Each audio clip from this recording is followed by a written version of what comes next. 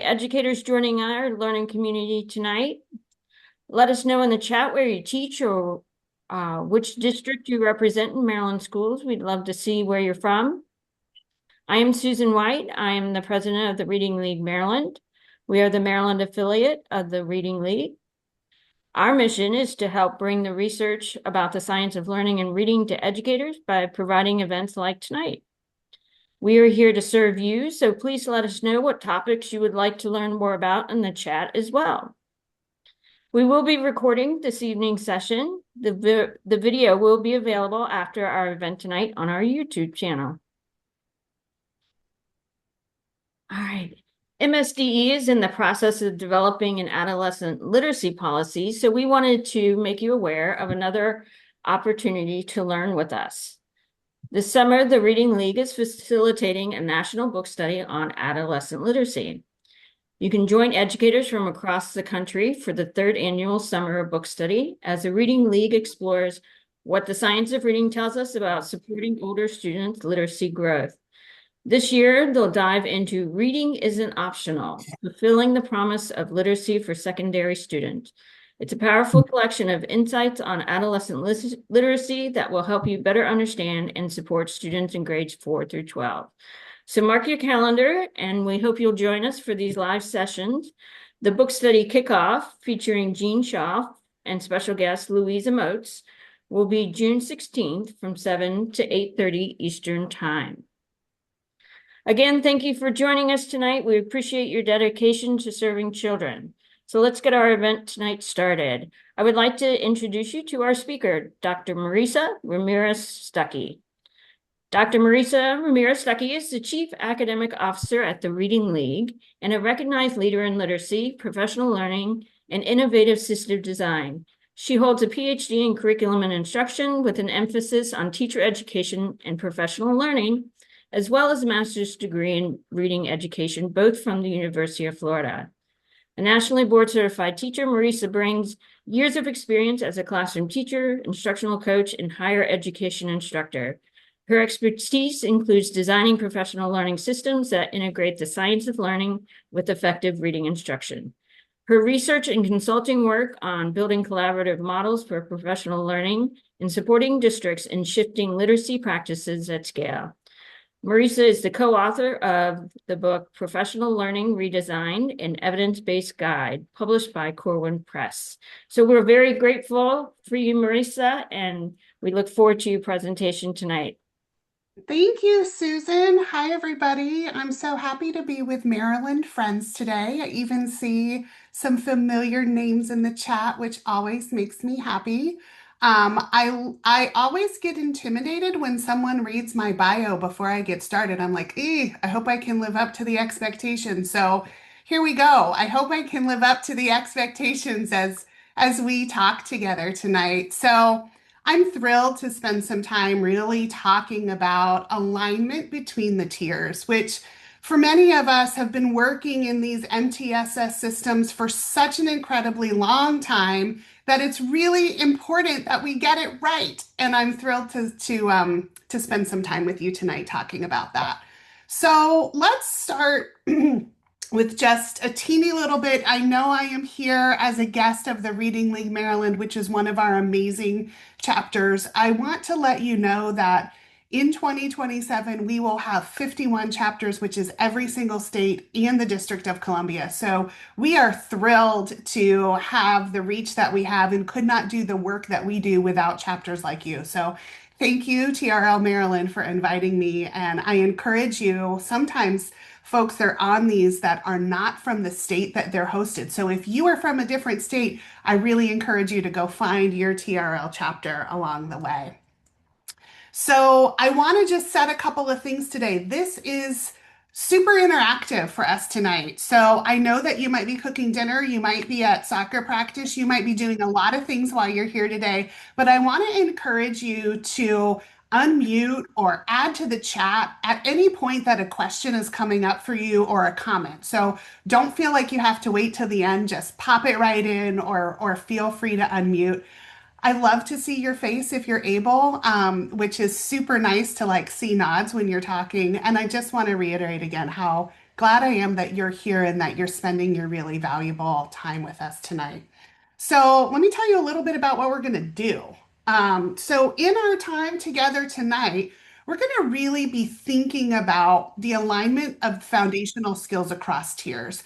And I want to be clear that we're talking a lot about foundational skills tonight, although a multi-tiered system of support encompasses lots and lots of skills. But tonight we're going to really be honing in on the foundational skills and the alignment between tiers 1, 2, and 3, and its necessity and its research base along the way. We are also going to, oops, sorry, lost my screen there for a second. We are also really going to be thinking about some professional dialogue. So, my colleague Elizabeth Lamoureux is here with us tonight. She recently wrote a blog that we're going to do some professional reading and discussion about tonight. So, really thinking about the research-based aspects of all three tiers. And then, of course, what's really important is that we're able to see examples of these in context and think about how we are connecting them to our own districts, our own schools, our own places of work. So that's what we're going to do for the next hour. And at any time, again, just encouraging you to add your questions to the chat.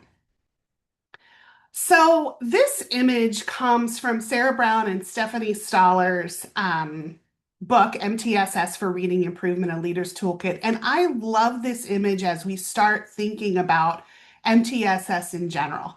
I think as soon as we say MTSS, often we think about the pyramid or we think about the triangle. And what I so appreciate about what Sarah and Stephanie have done in this image is show the complexity and also the interactiveness, the necessity for these pieces to come together, to work together in order for a real MTSS to come to life.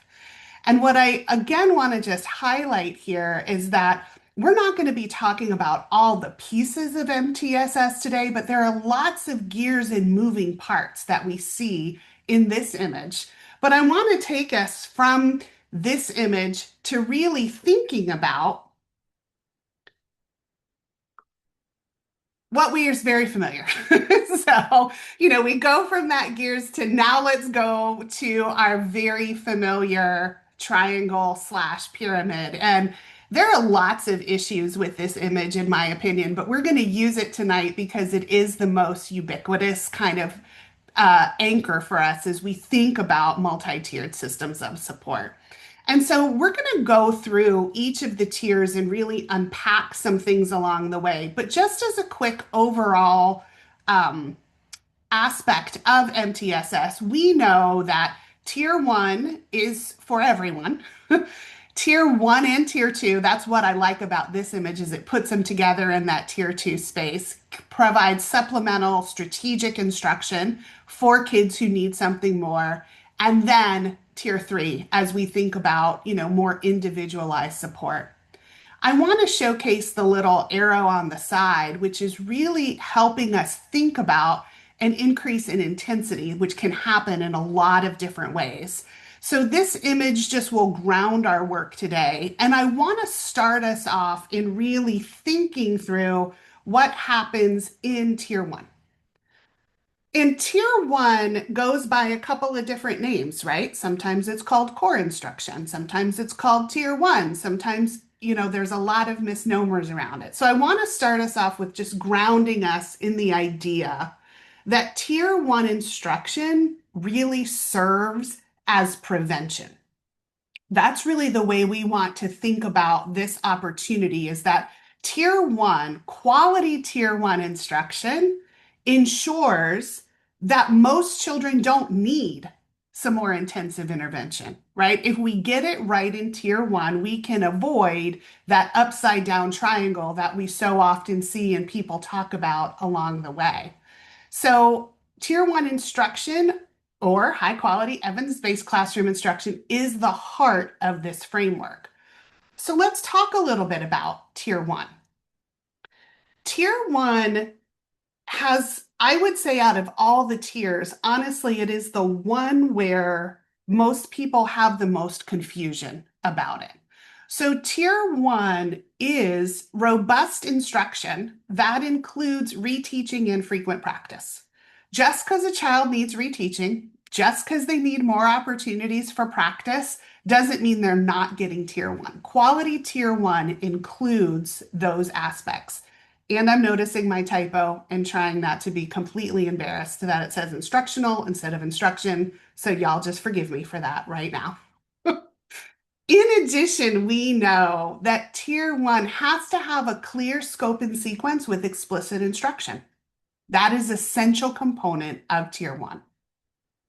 This is the part where tier one sometimes can get a little tricky. Tier one does not mean it is one size fits all. Tier one can be differentiated, and it should be differentiated to meet the needs of most students. So, immediate differentiation does not mean it is not tier one. And when we get this right, this really what helps us avoid that upside down triangle and what I often call instructional casualties.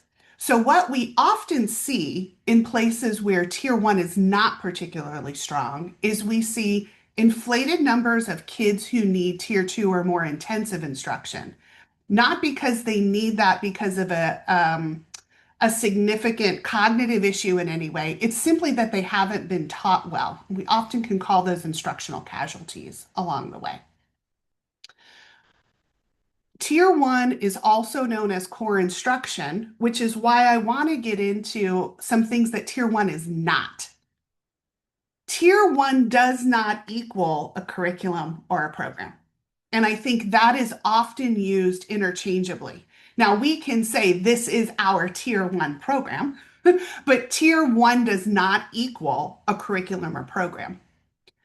I've also heard folks talk about, well, tier one is everything taught in whole group. Not necessarily. Small group instruction can be a part of tier one.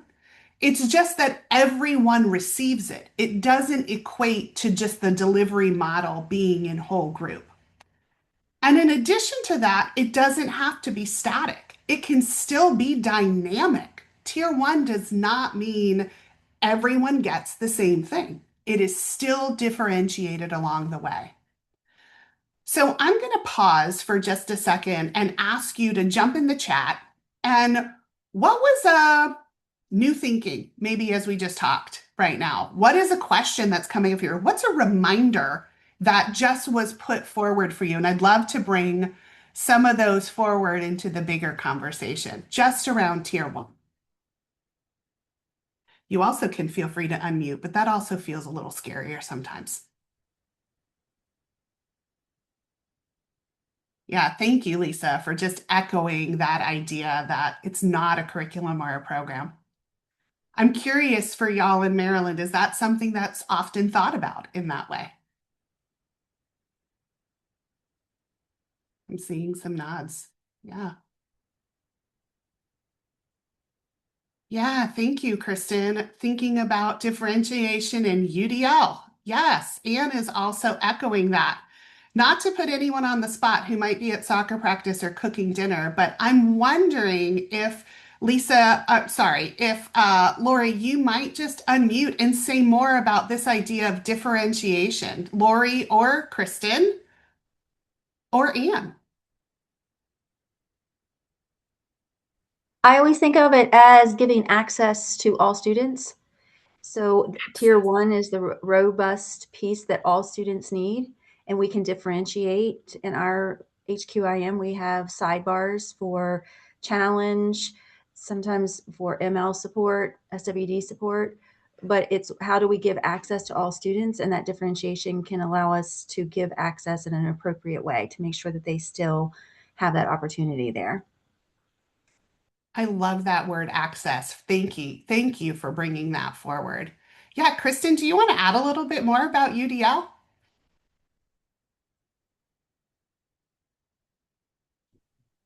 Um, I'll try. Yeah, Sorry, I'm at home, so the dogs might bark. no worries. I actually just did a PD on this on Monday, so that's why it's in my brain right now. But just thinking about all of those ways to support students um, by providing access and those multiple means of engagement and representation and just making sure that the kind of leveling the playing field and that it's crucial for some, like some have to have it, but then it actually benefits all students. I so appreciate that phrase. I've often heard it also brought up with like multilingual learner instructional routines. Like it is crucial for them, but beneficial for all. So thank you for bringing that forward. It is such a misnomer kind of about tier one that it all has to be exactly the same. Everybody gets the same thing. And I just appreciate you guys bringing that forward. So I want to give us an opportunity to see a little bit of tier one instruction in action. And then I want us to unpack together what we're seeing in this video. And in particular, I want us to think about what are we seeing the teacher moves like? What are we seeing the kids doing in this video? We're only going to watch about a minute of this towards the end of her lesson. So if you're not familiar with Reading Universe, you've got to be. It's a wonderful resource full of amazing instructional videos and support resources for teachers to really understand evidence-based instruction in reading. And this is a kindergarten classroom who's really working on the short U sound, so they're just learning it. And they're working on applying their new learning into some other parts. So I'm going to take us into this video. We'll watch about a minute. And just be thinking about what you see the teacher doing and what you see the kids doing, and then let's talk together. So give me 1 second to get the video where we need it to be. Good morning, everybody. Today, teacher Fadia Ulrich will teach the short. All right. Did you feel a vibration when you made the sound? Yes. So it's a voiced sound, right? All right, ready? Look at your mirror. All right, say up, upstairs, unfair. And now we're going to say words that have the sound in the middle of the word, okay? So look at your mirror, say hum. Now look at your mouth. You see the sound that you're making and you hear it? All right, good. Now try your roller coaster. Ready? Start at the bottom. Let's write through the word hum again. Ready? Hum. Let's try bug. Ready? Bug.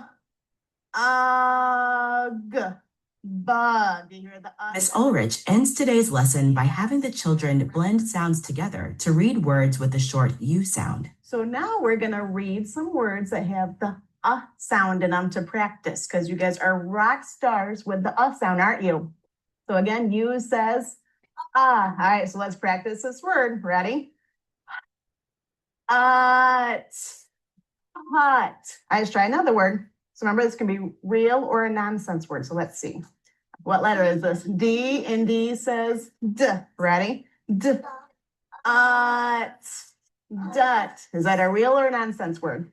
Nonsense word. All right, let's try this word. What letter is this? G, and G says G. Ready? G. Gut. The structure of this short euphonics lesson, starting with sounds, moving to letters, and ending with reading words, helps children develop the skills they need to become strong readers. Hut. You are good. Okay. So let's do some chatting. And you can do it in the chat or you can unmute, whichever you prefer. But let's talk about what you noticed in the instruction there. And in particular, what did you notice the kids doing and what did you notice the teacher doing in this lesson?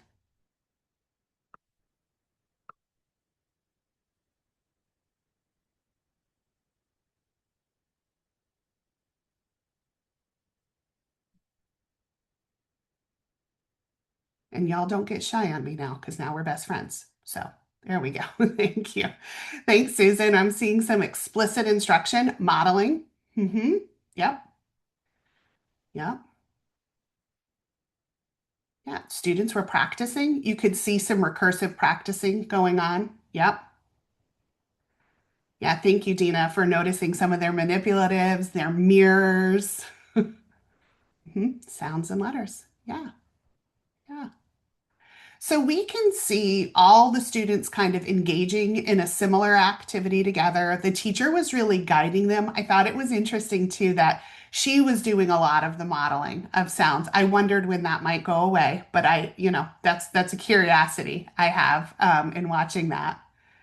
Any other things that you just noticed as a tier one core instruction kind of lesson for all kids?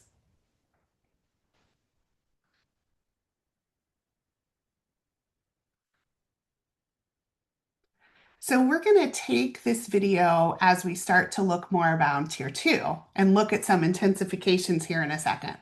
But before we do that, I want us to really spend some time thinking about, okay, so what needs to be aligned? We just talked about core instruction. We talked about tier one. We thought about kind of what's necessary there. We've seen a little bit of a lesson, but now I want to dig us into a professional reading together. And so my colleague Elizabeth Lamoureux is with us tonight. We'll give her a big round of applause in a moment. But she just wrote a wonderful blog called Building Coherence Across Tiers of Literacy Instruction in an MTSS. And so the link is in the chat for you.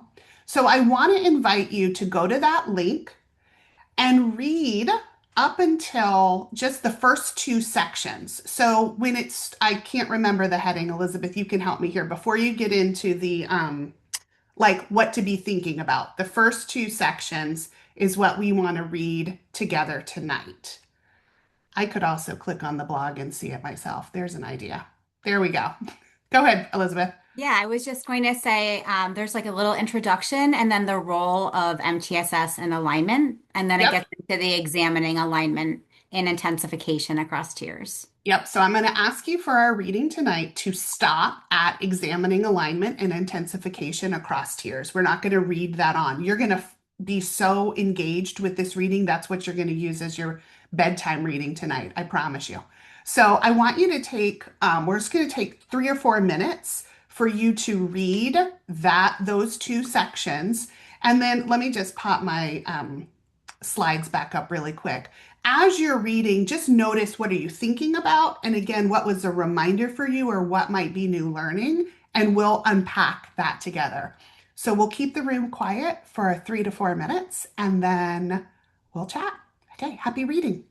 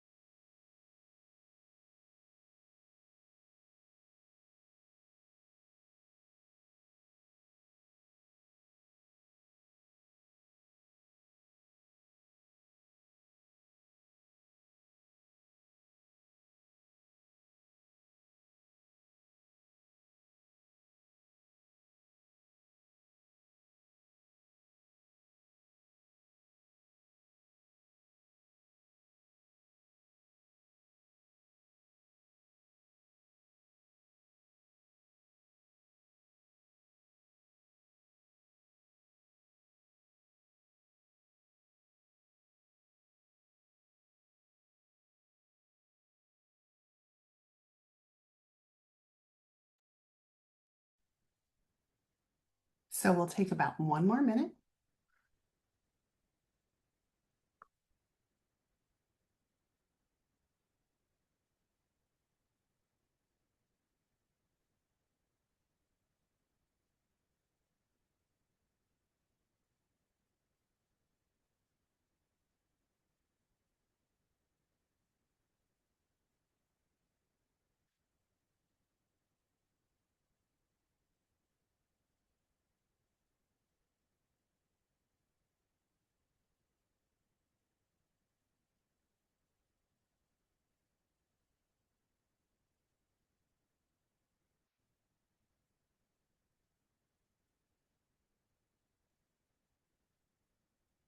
All right, I want to invite you to do what Anne just did in the chat. Let's add some of your thinking there around what did these two little parts of this blog make you think about? Again, reminders are new learning.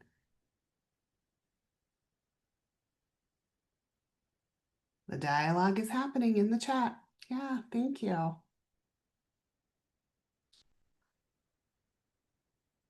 And not to put you on the spot, but do you mind unmuting and sharing a little bit more about why that struck you in that way?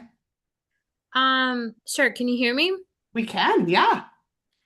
Well, I teach a tier 3 intervention and a tier 2 decoding intervention in middle school.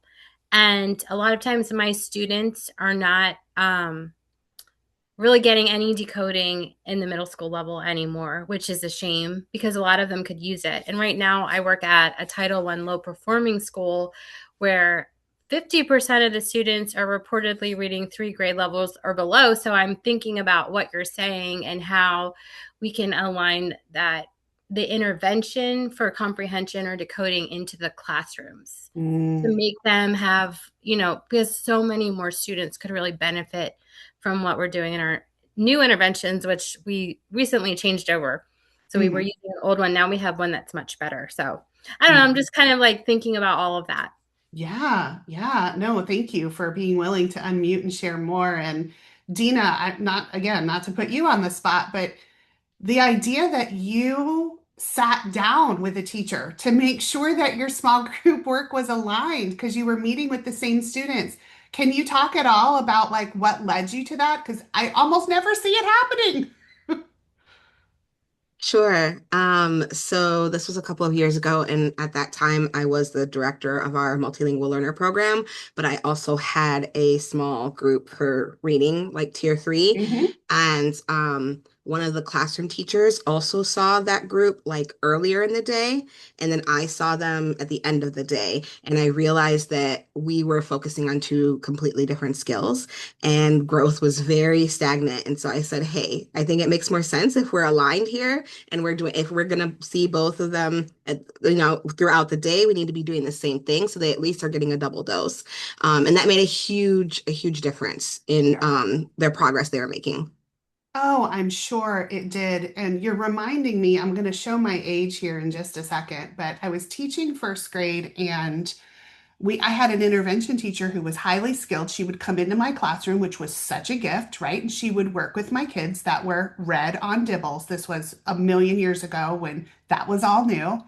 And she like pulled the group over to the side in my room and did her thing with them, right? I had no idea what she was doing with them ever. Like I just trusted that she was doing things.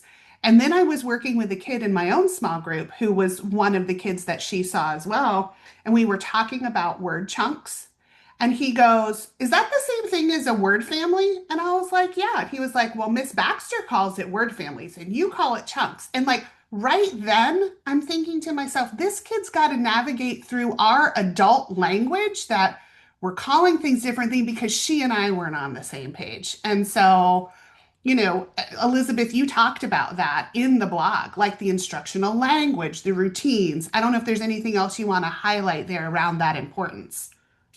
Yeah, I'm happy to. I was just replying to Kristen's comment in the chat too, right? I used to teach intervention and I absolutely worked in a silo. I loved what I did and had a lot of qualifications to do what I did and was really tuned into what my students needed, but I don't know that I always paid attention to what was happening in the classroom. I very likely used my own language and I 100% had my own routines, and that very well could have impacted these students. And a lot of times now when I go into schools, that's something that we see. We see very different language, gestures, routines, resources, and a lack of alignment. And that really can hinder progress for these neediest students who are just trying to manage the cognitive load, whether it's calling it magic E in one place, right, or vowel consonant E in another place.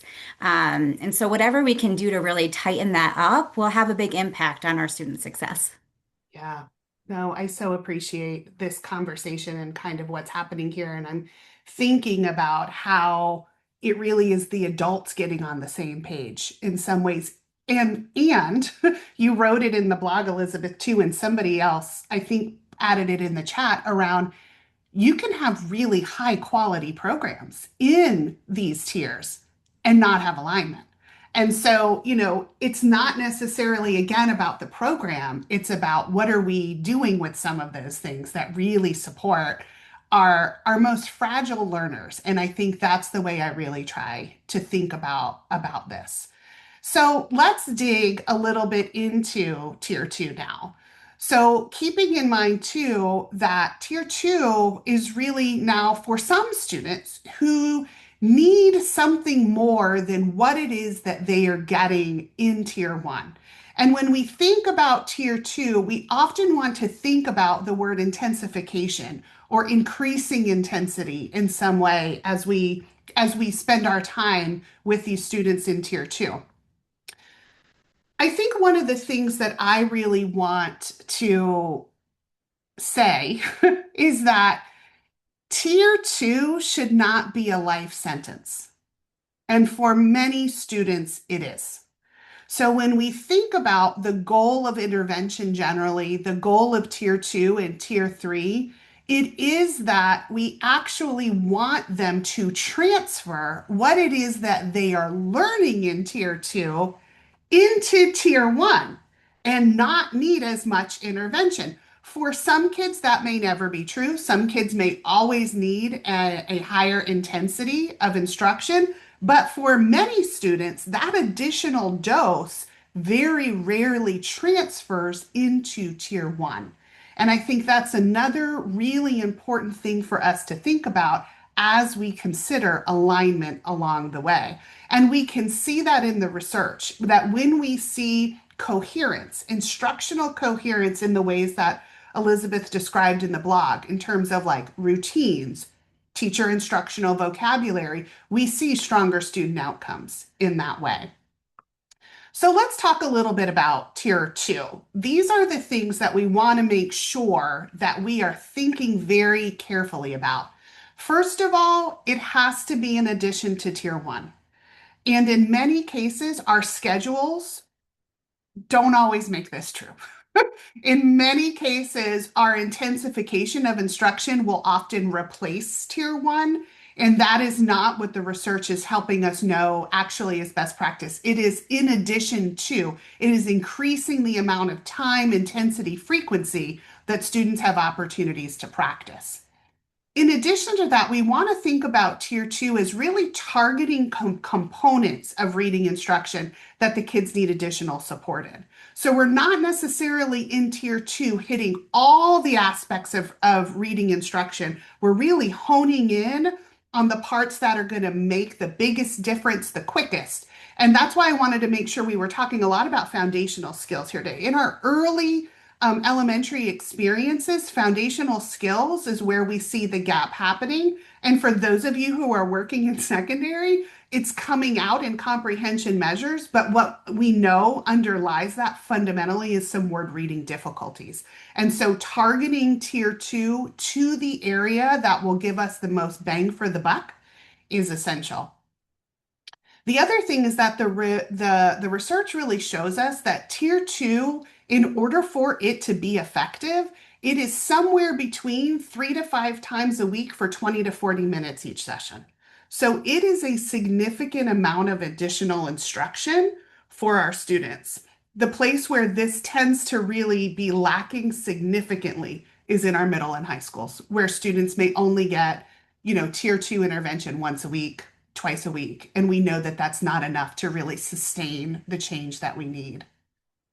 The other thing is that tier 2, when we think about reducing the group size or increasing the intensity of the opportunities for practice, that's where we see much bigger student-teacher interaction, opportunities for practice and feedback. And that's really what I want to direct you to as we go into another video now, as we think about, okay, we have that tier 1 video in our head. We saw what the teacher was doing with everyone. Now let's imagine that this is a group of students that has been identified as needing additional support. What are we starting to see in this video where we see some of these particular alignments? So I want to look for some of these things in a video.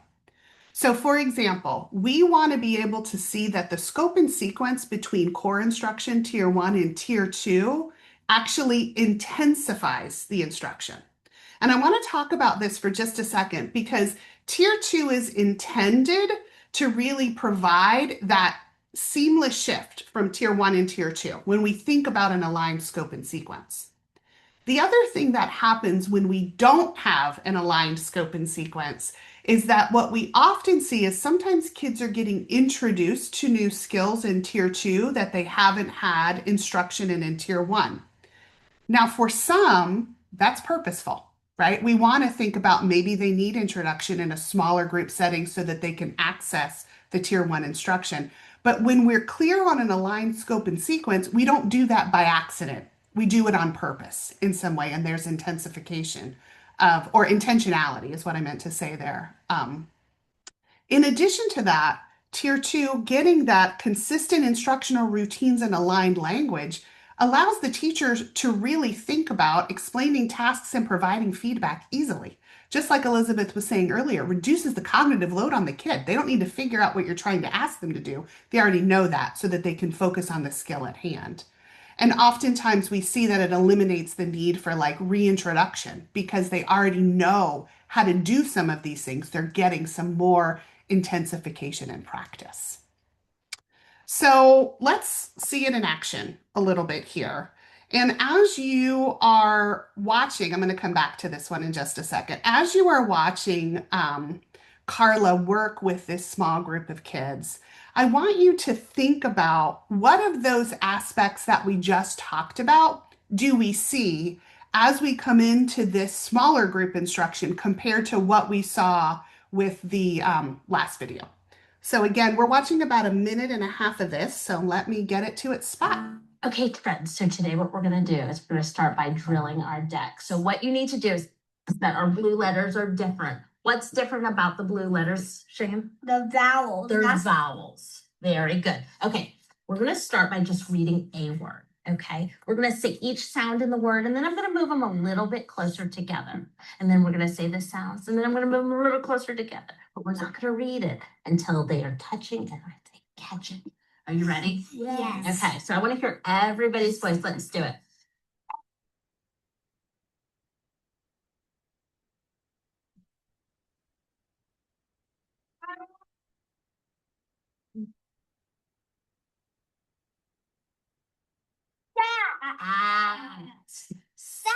Sat. Okay. What word was that? Sat. Okay, I want everybody to pay attention because I might ask you to read his same word. Okay, ready? So what word was this one more time, Avery? Sat. Sat. What did I just do? Cat. Good. What word did she read? Cat. Good. What did I just do? Ms. Miller models and practices the step-by-step process for blending sounds into words. All the words she chooses for blending contain the sounds the children just practiced with their flashcards. Each child has an opportunity to do the work of blending sounds. E. I love how you tap that word out. Excellent. What word did she just read? Dip. Well, let's tap it together. N. Excellent. What did I just do? Excellent. I'm moving over here to you. What word did he read? What word do we have now? Excellent. What word is this? Hip. Good. I'm going to change my vowel in the middle again. Are you ready? Top. Excellent. We're gonna move. Children work at their own pace. Some do the work of tapping and blending aloud. Some do it in their heads. Elia, what word? Okay, what's this word?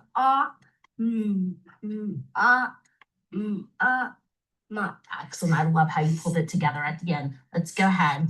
As a group, can everybody see my words? Yeah. Okay, we might run into some crazy nonsense words, okay? Silly words that don't make sense while I do this, but let's do it. We're going to tap and read. The lesson ends with more practice, with everyone tapping and reading words together.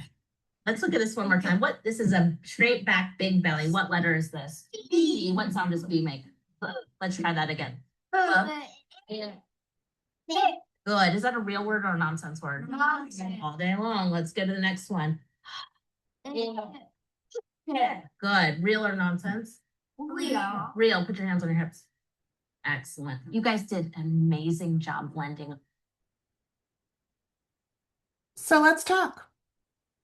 What did you notice in the differences between the last lesson we saw and this one? And in particular, how was the instruction intensified, or what did you notice about the teacher moves? So feel free to type in the chat, but also feel really free to just unmute and share your thinking. Boy, you guys are on the ready here. We're seeing some choral responses, immediate feedback. Thank you. More chances for the kids to talk. Love it. Nancy, you might be a baseball mom. Every kid got more at bats. Love it. What else?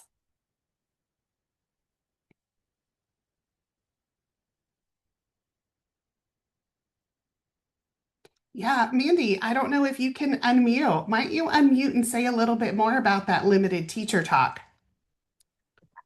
I sure can, but I'm actually at my daughter's hair appointment. So See, I knew it. apologies. Yep, love it. Apologies for the noise in the background. But I just really noticed that the teacher was providing the opportunities for the students to be doing the majority of the talking, really just very concise with the teacher language. I so appreciate that. Thank you for being able to unmute and say that. The kids were really the ones doing 99% of the work here. And again, going back to what Nancy was saying, several at-bats to continue that teaching. Yeah, thank you, Lori. We could see some increased scaffolding there. The kids knew what to do along those lines. Yeah. Anything else just coming up for you where you can see alignment between what was happening in tier one, if we would imagine these were the same kids, and what we see intensified in tier two?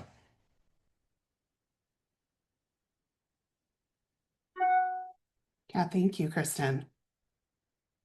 The word chaining was similar in both lessons, right? We saw it happening whole group with the teacher moving those and really thinking about the short U sound to now really mixing up the vowels that the kids were working in, but the chaining was still occurring. Yeah. Thanks, Lori. Yeah, thank you, Susan. So I think that's just a really important illustration of when we see alignment between tiers, we see kids having those opportunities for intensification a bit more than they normally would. I want to go back in my slides a little bit because it was going back up to Tara was bringing up around tier two shouldn't just be planned for review. And I really appreciate you saying that, Tara, because I want to go back to this quote around when we think about tier two, oftentimes we think about that like remediation. Did my screen just go black for you guys? Yeah, mine too. Hold on. Let's see what's going on. Oh, there we go. And remediation is really kind of focusing on the idea of past learning. But we want to think about tier two as an opportunity for acceleration. And in particular, we know if we're thinking about tier two as the opportunity to not be in a life sentence, how do we ensure that kids are getting exactly what they need with particular skills that helps them think about how to make the ground up faster? And I was thinking about this quote as you were writing that, Tara, that we miss an opportunity for kids to go beyond maybe where they are in some of these pieces. I don't know if anyone wants to add to that or say more about the idea or the differences between kind of remediation and acceleration and thinking through that in the tier two space.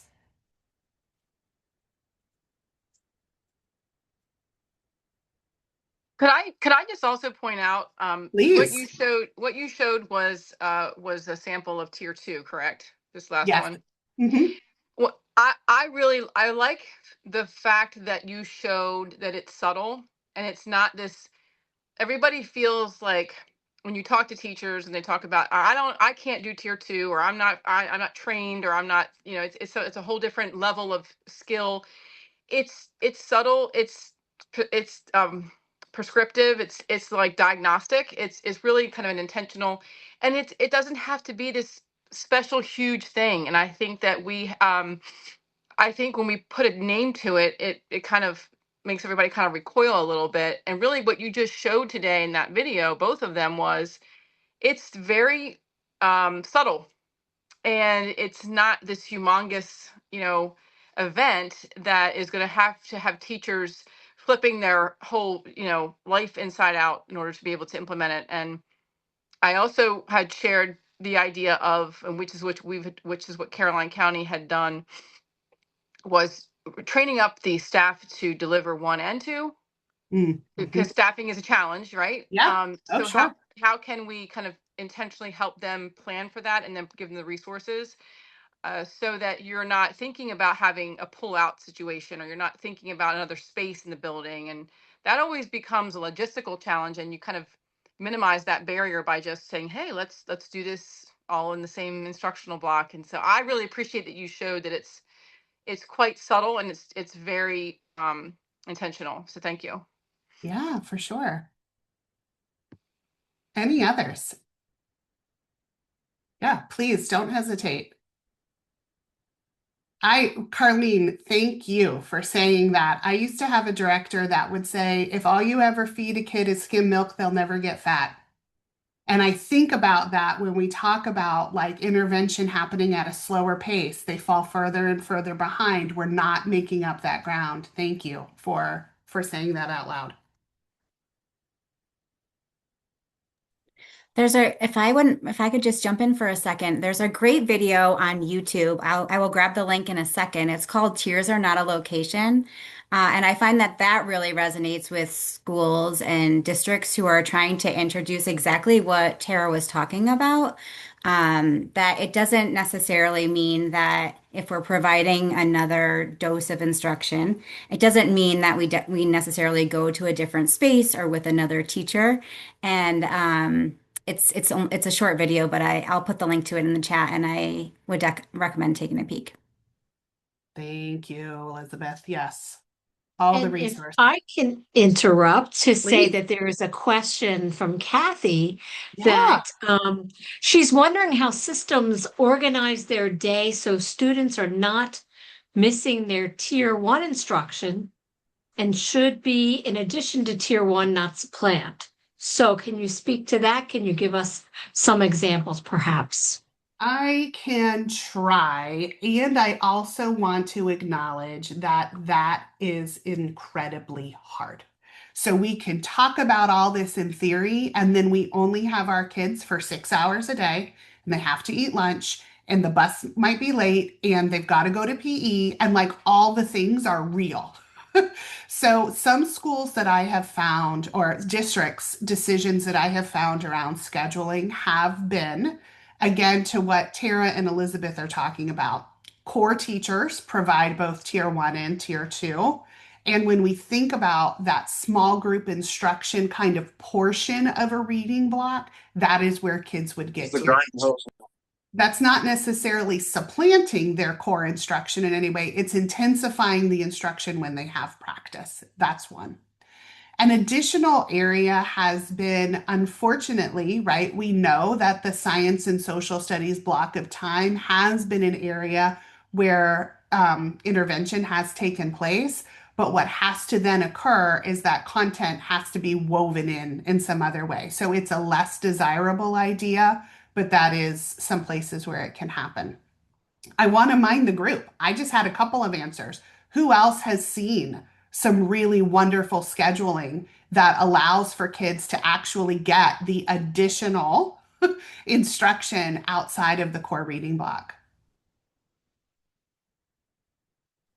And this is definitely a don't gatekeep. Yeah, go Tara, go. In our district, we do have time set aside for what we call supplemental instruction. Away from the tier 1, it is a 30-minute block of time. And you have to be careful because it does have to stagger in some cases, and it depends on how small or big your school is. But that's worked really well for us. It's always still a challenge, I have to admit. It's, because there's so many students and they all have different needs, but that allows a block of time for not only just intervention down, but up as well. I'm talking about gate, or, accelerated pieces. So that's worked really well for us in the last couple of years to ensure that time for teachers outside the tier 1. Like going back to one of the pieces that you had on there, small group within whole group. In our HQAM, we have small groups within the whole group tier 1. So that is also a time and an opportunity to meet with students as well.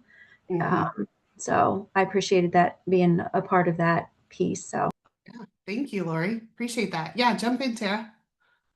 Well, it's pretty exciting actually. And DJ actually was a observer in this work as well, so he can probably speak a little bit to it.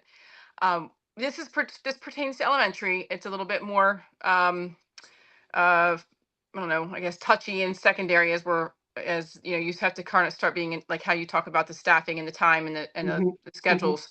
Where the Caroline County was working on that. I have transitioned over to MSDE, so I'm speaking from the Caroline MTSS work that was done there because that's the most recent work I've done in a district. But what we did was we had a 120-minute block that included, we're talking about grade level. Did I go somewhere? No, I just made us so we could see each other while we're talking. I'm in my pajamas. I'm sorry. No, you're doing fantastic. And so each grade level has 120 minutes of ELA, and we really leverage the data that we've used from common assessments, state assessments, diagnostic assessments, and during the planning, the coaches look at the data and break those kids up into 3 different groups, which is needing review, some enrichment, and then some extension. And those are very prescriptive. The teachers are given that connection to the tier 1 content. And what happens is during the 90-minute instructional block of tier 1, everybody gets it with the differentiated instruction involved in UDL, all those pieces. But then there's 60 minutes of what we call ILS, which those kids get broken up into those 3 categories. And so that teacher only has to handle the 1 prep. And so a group of second graders, for example, will go to Miss Stukey. A group of second graders will go to, or first graders will go to Miss White, and then so on and so forth. And so they're really just teaching that group of students, and that information is shared. That's very prescriptive with their coaches using that data to put them in there. So those kids actually move in and out of those tiers as well. Those ILS groups are very fluid. They're looked at on a regular basis but it's real data centric, and it takes an emotional piece out of it. Secondary, it's almost like a modified walk to read is what you're talking about in that section. Yeah. And we've had to do this because staffing is a real thing. It's a real challenge, and we're not getting any more staff, so we have to work with what we have. But it took a lot of training, a lot of professional learning with the teachers. They were very good about it, but it did take a little bit of a mindset shift. And that data piece really was at the core of quality MTSS implementation at elementary. Again, secondary, Marisa, as I left, still thinking about how that looks in the instructional block, getting that tier 1 and tier 2 into the instructional block, and then that tier 3 needs to be much more prescribed to identify gaps. And I really appreciate that you mentioned that, talking about how tier 3 has to be filling gaps. Yeah. because that's the highest level of Yeah. intervention. So Yeah. I'll stop, but it's Yeah. exciting to see how we've done that with our little small staffing numbers, because we had a real problem with staffing. So Sure. that's how It's a real that's how we challenge. handled it. Yeah. Yeah. Oh my gosh. Thank you, Tara. Thank I want you. to bring Kimberly's question forward from the chat, because this is the $1,000,000 question in a lot of places. And so Kimberly is asking, like, what do we do if the tier one that we have, and maybe it's new or maybe it's not, is just so far beyond kind of where our kids currently are that it's difficult to navigate the scope and sequence in tier two. And Kimberly, thank you for putting that question forward, because it's a doozy. And I love that Kristen has added into, like, we've struggled with this too. So I want to talk about this on a couple of levels, and some of what I'm going to say sometimes feels a little controversial. So I just want to, like, preface it with that. But when we're talking about reading skills, in some ways, if you want to think about the rope, I'm not prepared with a slide of the rope tonight, which I should have been. But if you think about the rope, the two sections of the rope.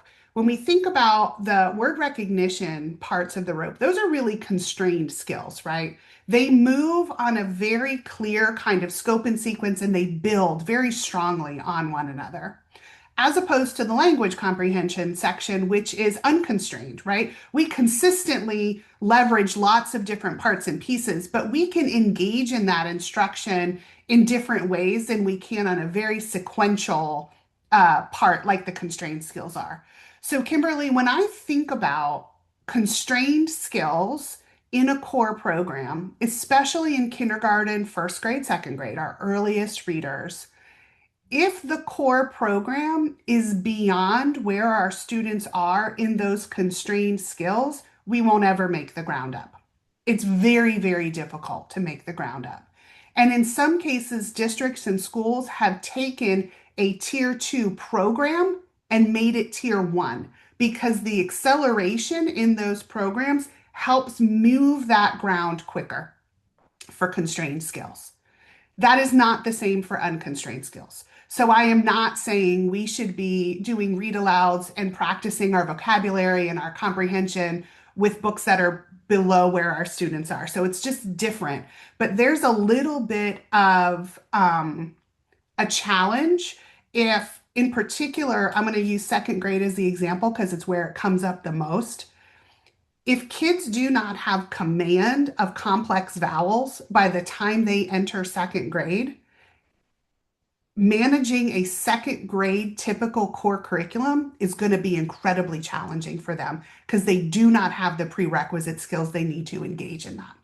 And so it's almost like you're banging your head against the wall trying to get them there, when really we have to work really hard to accelerate their learning to get them there. That happens a lot in second grade. It happens a lot when we implement a new curriculum, where the second grade skills kind of assume that students have gotten prerequisite instruction that they haven't gotten. So let me just pause and see what additional questions or comments that might bring up, because it's just really, really hard. So can I just jump in with, Please. Yes. okay. So I'm an MCPS, and we have adopted Common Core. Mhm. But I'm also at a school with a 75% EML population. And we also have a 30-minute intervention block where most of the teachers are using UFly or OG. Mhm. But 30 minutes a day is not going to catch kids up to 60 minutes a day Mhm. of skills instruction, and trying to balance all of the pieces and stay in compliance with the district is my current conundrum as a reading specialist, trying to coach teachers through, like, how do we get our youngest, and I'm also at a primary school, so I'm looking at pre-K, K1, 2. Yep. The foundational skills, I have a really hard time teaching vowel teams Yep. to a child who doesn't know the alphabet and basic letter sounds. And so how to balance those competing priorities. Yeah. Kimberly, thank you for being so transparent around these challenges because they're real and it's happening in lots and lots of places. And I also struggle with that because what I know from the way that these skills unfold is that work in vowel teams might be priming a little schema for kids, but when you don't know this part, you can't access that part. It's very different than comprehension instruction or vocabulary. It's very, very different. And so, in some of the schools we work in, some of the districts we work in, we talk about like you might have to flip flop. So, that hour of core instruction is you fly, is OG. That is the hour. And then we're doing a smaller bit of what is considered the core because we have to make the ground up. And if we don't, we just keep sending our kids further on without the prerequisite skills that they need. And it's a real challenge. It's a real challenge, and I'm sorry to keep talking. No. It's a real challenge, and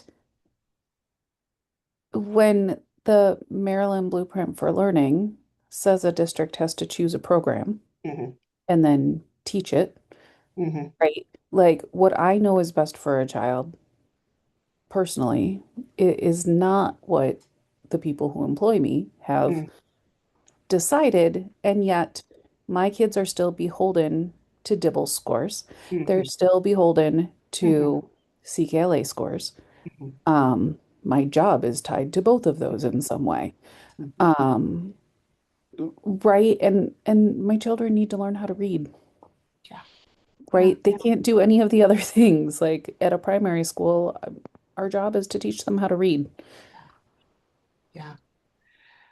I wish we had all the right answers for you, Kimberly, but we don't. Dang it. I hate it when that happens. Thank you. Yes, of course, of course. Well, this has been such a robust conversation. I want to take us just a little bit into tier 3 before we close our time together tonight. So I'm going to share my slides one more time and just have us think about now this idea of tier 3. And now we're talking very intensive. We're talking about some individualization along the way. And this is where things get a little trickier, just to be perfectly honest, right? It has to be individualized, but it still has to be aligned. And I think that's one of the takeaways we want to kind of come back with tonight. And that it targets the most critical component or components of reading instruction. So if you think about tier 1 is that kids get all the reading instruction they need. Think about all the little strands of the rope. Tier 2 should be fewer strands. Tier 3 should be even fewer strands. What is necessary along that child's continuum to move them forward? And often this is a place where we see the additional layers of like multisensory instruction, some additional components that are necessary for that. And again, coming back down to even more decreased group size with even more of an increased frequency and or pacing of instruction is really what's necessary as we move into tier 3. So before we kind of end our time together today, I know we've merged questions in along the way, so I don't know how much additional time we need for questions, but I want to make sure that you know that this article exists in the Reading League Journal. I'm going to ask my colleague Elizabeth to find the link for me really quick. I wasn't prepped for that, Elizabeth. I didn't even ask you. If you'll throw that in the chat. But we had a wonderful article published in the journal by Matt Burns and Valentina Contesse that really help us think about the interventions that we're choosing. And so these are the components that we know are needed in an intervention. But I want to challenge you to read this article and also think about, okay, if the intervention has these components, how is it aligned with our tier 1 along the way? So really thinking about putting these two pieces together. And that link is in the chat. I'll also share it, Susan, with you and Michelle and DJ, so you can send a follow-up email if needed with these links that we've shared tonight. I just want to kind of leave us with this idea that when we have aligned instruction, we have the opportunity to really think hard about the relationship between what was taught and what was learned. And I want us to just really help us think about this idea of what was learned is what really matters in the end. And so I hope that our time together has been beneficial for you. The conversation tonight has been so robust. I want to leave you with my little hand heart, like we're Taylor Swiftie friends here together. But I also want to invite you to make sure that you know how to get a hold of me. And so that is my email, marisa@thereadingleague.org. You can follow up or ask any additional questions that come to you after tonight. But I'm going to just stop sharing in case we have any other questions or convos we just want to have around aligned tiers. Oh, thank you for the clapping. I love that. I just want to say thank you because these conversations are so helpful. It's one thing to read an article. It's one thing to try to decipher how to implement. Having conversations like this that feel open and exploratory are really helpful. Yeah, thank you, Tara. Thank you for your engagement and being willing to unmute and just say things. Thank you.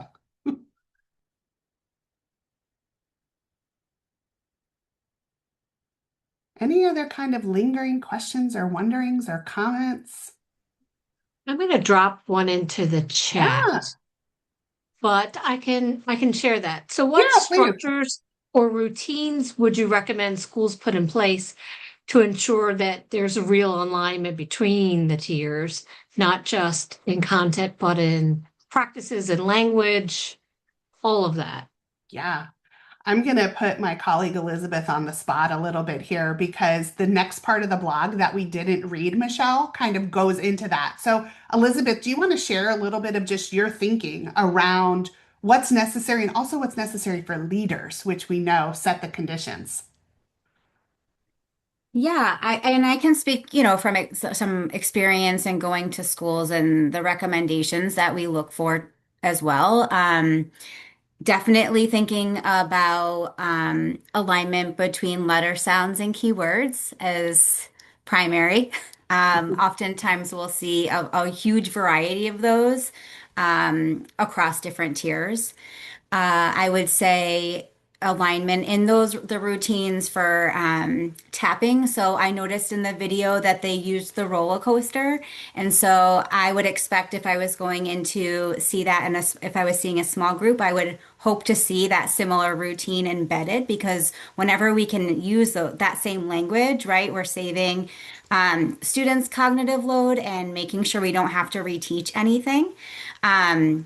That may have to be intensified or modified in some way, but I think the routines themselves, you could start with the routines that are used in tier one and see how those are working, and then make sure that everybody else has that same language. Same for tapping, right? Like sometimes we'll go into a school and they're using their fingers for tapping in one location, and then we'll see them using their arms for tapping or head, shoulders, knees, and toes, right? All of that impacts what students have to think about doing before they can even access the content. For writing, we often see different graphic organizers used across locations. Or I shouldn't even say locations, it should just be across tiers. But when I visit, I go to different locations. And so for me, graphic organizers are an easy one that I think we could align and would support students no matter what they were working on. And so I love that recommendation as well. For leaders, my favorite recommendation when we're not seeing a student succeed or see the data that we would anticipate seeing, follow that student. Follow the students that you're not seeing the gains that you would hope to see. Go to their tier one, right? Look at their ELA class, and then go to their tier two or tier three and see how many opportunities do they have to practice the targeted skill. What does that look like for them? See, are the teachers using the same language or are they using different language? Maybe they just don't even realize it, right? Because you may find a lot out just about that one day of a visit and how students' success may be being impacted. So there's some more tips in the blog too, but those are some of the ones that come to mind off the top of my head. I want to echo just a couple of them that I have seen across my career. One is not having the consistent mnemonics or alphabet pieces across not only tiers, but also thinking about in kindergarten, first and second grade, I have the same mnemonics that help me link those letter sounds back and forth. Like I shouldn't have to see a apple here and a alligator there and help me know that those are the same thing. So that kind of consistency. And then thinking also, just want to echo again what you said about the routines.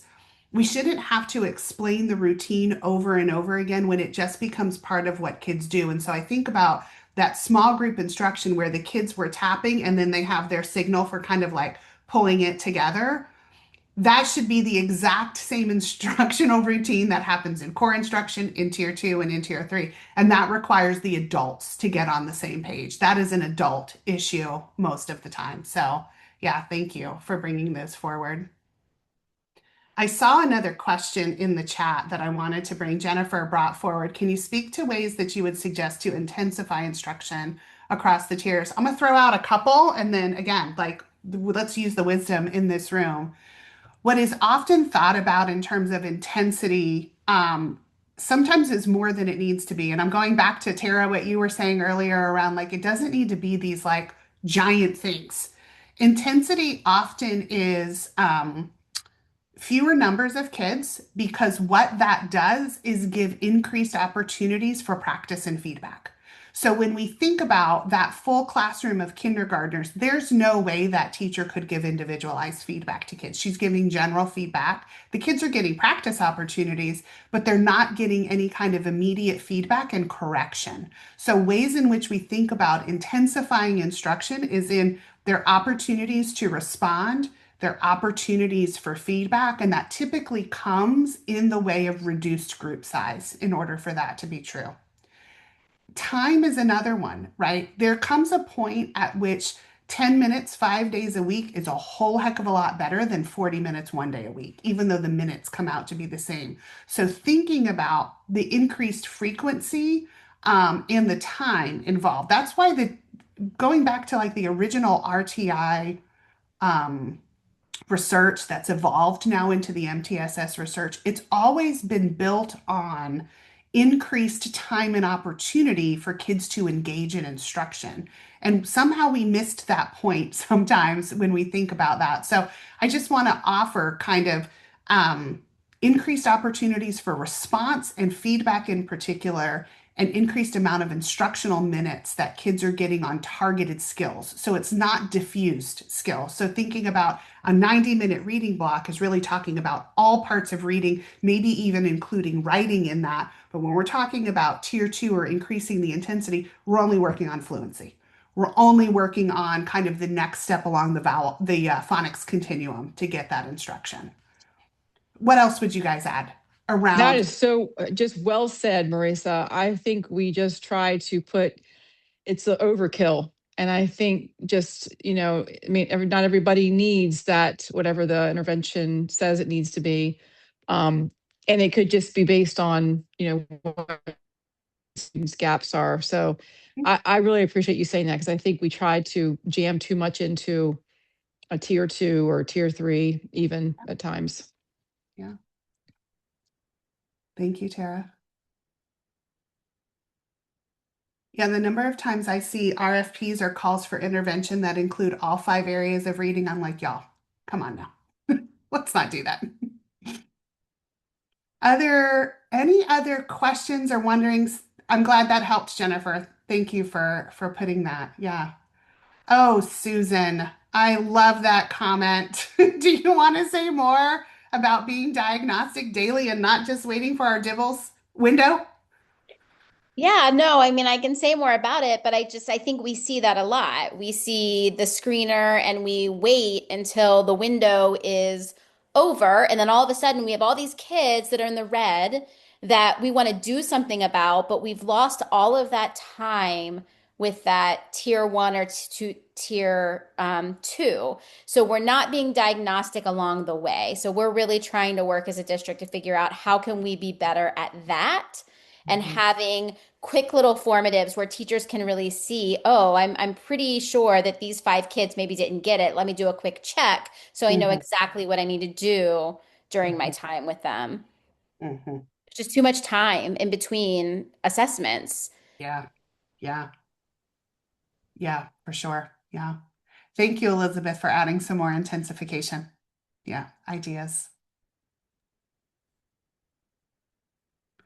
I think we could talk about this all night because it's what we're all grappling with on the daily, right? Like this is our work for many of us every every day. I'm thinking back to what you were sharing, Kimberly, like this is what you are breathing every day and thinking about. And having this opportunity to come together and have these honest conversations. Thank you, Reading League Maryland, for providing this opportunity for us to come together. And know that the Reading League National is also here to help you in this in these quandaries. So please don't hesitate to reach out to us, to me or to Elizabeth, if we can be helpful to you in any way. And of course, our Reading League Maryland friends know where to find us. I'll turn it back to you guys in Maryland. Thank you again for inviting me. It was such a lovely evening with you guys. Thank you. Absolutely. And we can't thank you enough for sharing your time and expertise with all of us. I learned so much. I bring a different lens to the conversations, and I'm a special educator, but I'm navigating the same things, but in different ways. And so, like an example of alignment for me is, I'm doing the tier 3 thing, but I'm also trying to align with my general educator who was also teaching the student. So everything you said tonight was right and on target for me as well. Thank you. Well, I want to thank my Reading League Maryland team for helping to put this event together. Shout out to all of them and their time and effort. We couldn't, it's a team effort, so we couldn't do it without each other's support. Again, the Maryland Reading League is here to support Maryland educators. We need to hear from you about what you need to learn about. We're here to bring in the experts, so please engage with us on social media, Facebook, Instagram, all the pathways. We also have a website. Let us know what you need to learn. We'll find the people and bring them here. So we just need to hear from you. All right. All right. Thanks, everybody. Have a great evening and good luck for the rest of the year.